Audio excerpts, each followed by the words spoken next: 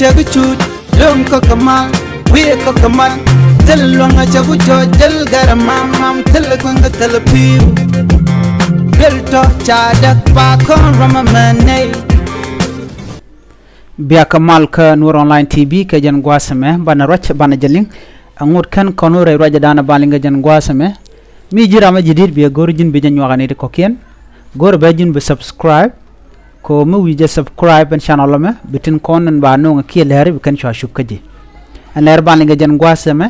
reg mi choda lat re wich ka mayom kanti ki man ken payam are ga choda la de shalar nene shala do shakim dul wal mak aneti kuche ki ramu kuche re wich kaman ken payam kamayom agenda na bana linka jen gwasame wudo mo shala do jene kim ke chire ka mo cha chup kaja bana je chulin ka ro da gwa ka kore Läär shanu shala do te ka doctor ki kim en kim mo chaja mak rami kuche re dul wale re wi kaman ken payam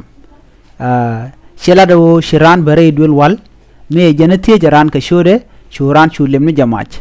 shala do aram mandan en che yan mai kujeje en kim chamu ka bon mudit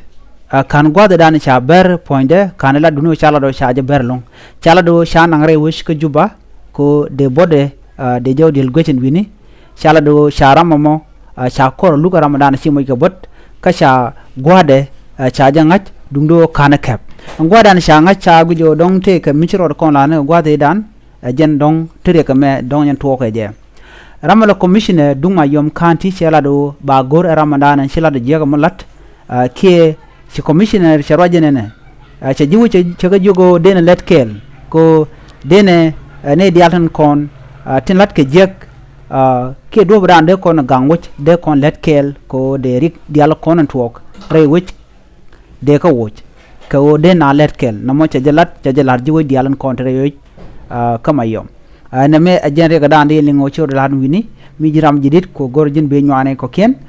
ko ne dial de na ren gang karitin kono lat ko rodien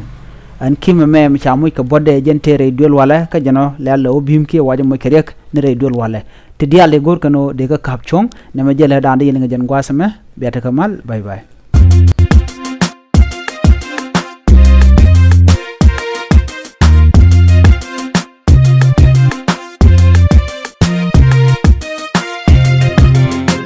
chagu chut lom ko kamal we ko kamal